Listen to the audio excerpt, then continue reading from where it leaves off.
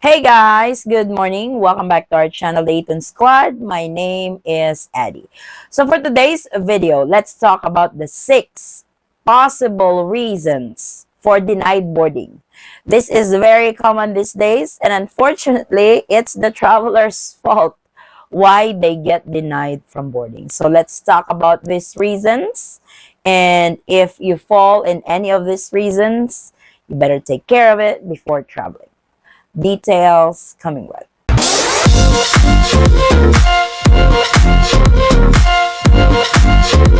We have uploaded some videos recently about denied boarding. And if you look at it, it's actually the traveler's fault.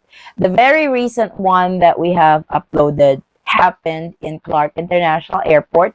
They were flying with Eva Air going back to San Francisco. The problem is their flight, the plane leaves the airport at 12 o'clock noon. The travelers showed up at 11:30 in the morning. They only have 30 minutes to be checked in, to do immigration and stuff, to do final security check, and finding their gate. And of course, Eva Air denied them from boarding, and they were furious about it. They even vlog about it. But the problem is, especially for international flights, gates are closed 45 minutes before the plane takes off. So then again, that's a responsibility of a traveler. So for this video, let's talk about the 6 possible reasons for denied boarding. Number 1, this is very common. This happens a lot. And this is in relation to what I have told you guys earlier about this traveler showing up late at the airport. So, for international flight, you must be at the airport 4 hours before you depart. Because you will not know. You might get caught in traffic going to the airport. When you get to the airport, the lines are going to be long, getting your boarding pass.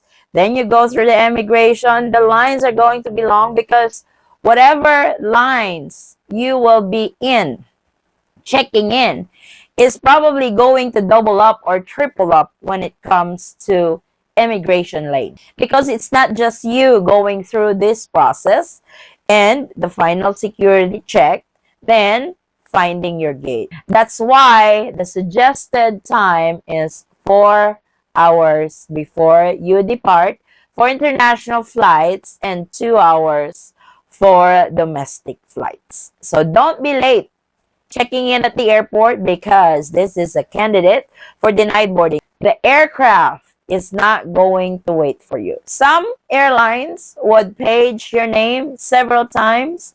That last call for boarding for so and so. I experienced that actually in one of my domestic flights. I was the last one to board the bus because usually you will have to ride the bus, then they take you up to the aircraft. And the last time I was in Manila, I was the last one to board the bus going to the aircraft. So I was paged 3 times, and of course, I was rushing and running, going to my gate to make it to that flight. But like I said, they are not going to wait for you because airlines gets penalized if they are late on their takeoff, unless there's a drastic delays at the airport, air control, whatever, traffic, and stuff like that, then that's one thing. But if they are on time, you better run or get to the airport as early as you can. Number 2, no valid passport. You did not check your passport that it's about to expire, especially if you're flying on a foreign passport and flying internationally, the 6 months rule apply. So before even booking that ticket, make sure that your passports are valid. So 6 months, the magic number, 6 months. But if I were you, I will make sure that my passport is valid for the next 10 years or the next 5 years, because that would freak me out if that happens. That actually happens to my husband one time when he was flying back to the Philippines. He's got 5, 6 months less on his passport, US passport, and he was denied boarding. This is actually one of the reasons that you will get denied boarding if your passport validity is 6 months or less. So before planning on a trip, before buying that ticket, make sure to check your passports if they are still valid. Next is you have no valid visa. Yes. Though there are countries that you will get visa upon arrival, but there are countries that you have to have visas first before you are allowed entry into that particular country. So make sure to check the travel requirements. If you are going somewhere, check the travel requirements. Check if you need a visa. Don't just buy a ticket right away without knowing this travel requirements if you are traveling. This is international flight. So it's very important to know if they require this, if they require this particular document and stuff. This is your responsibility as a traveler. If they do require a visa, apply for it first. Make sure the visa is approved before you even book that ticket. Number 4, flying on a one-way ticket. Though there are travelers who are exempted of this, but majority, especially if you are flying on a tourist visa, they require a return ticket or they require an onward ticket.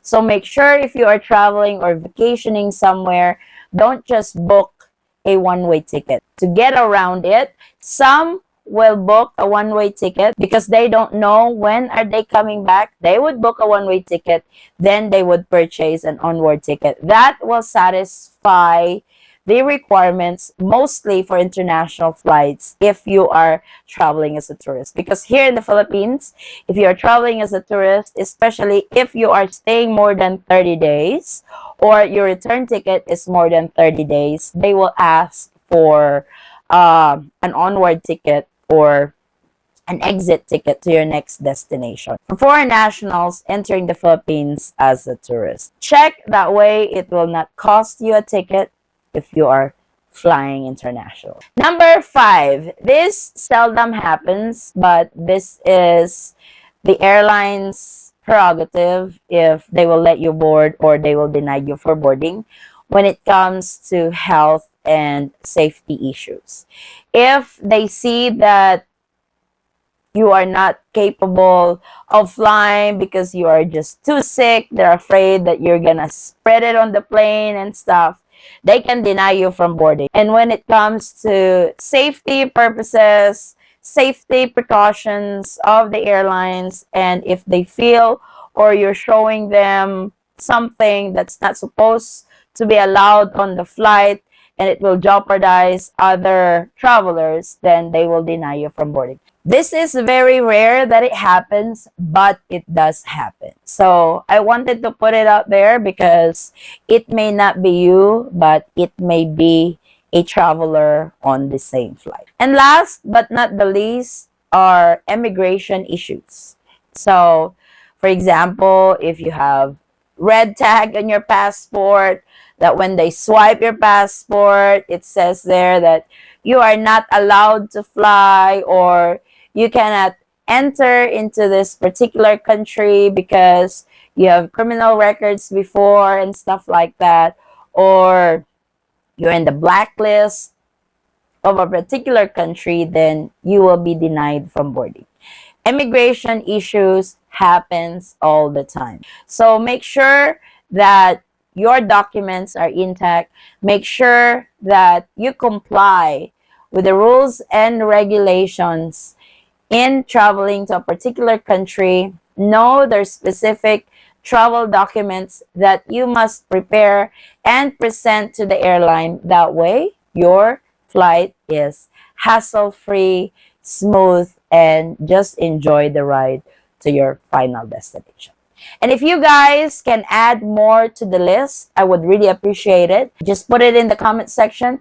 That way we can give our community a heads up, especially if you have experienced this personally and you don't have any problem sharing this in the channel to give you guys a heads up. I would really appreciate it. So this is our latest travel update. Thank you guys so much for watching. If you have any questions, concerns, or inquiries with regards to this video or in any of our travel related videos, Please comment it down below and I will try to get back to you guys as soon as I can. Please bear with me in answering your inquiries. I will try my very best to get to you and answer your inquiries as soon as I can. Again, guys, thank you so much for the continued support and trust to our channel and to our family. I hope to see you on our next travel update. Stay safe, stay healthy, and God bless everyone.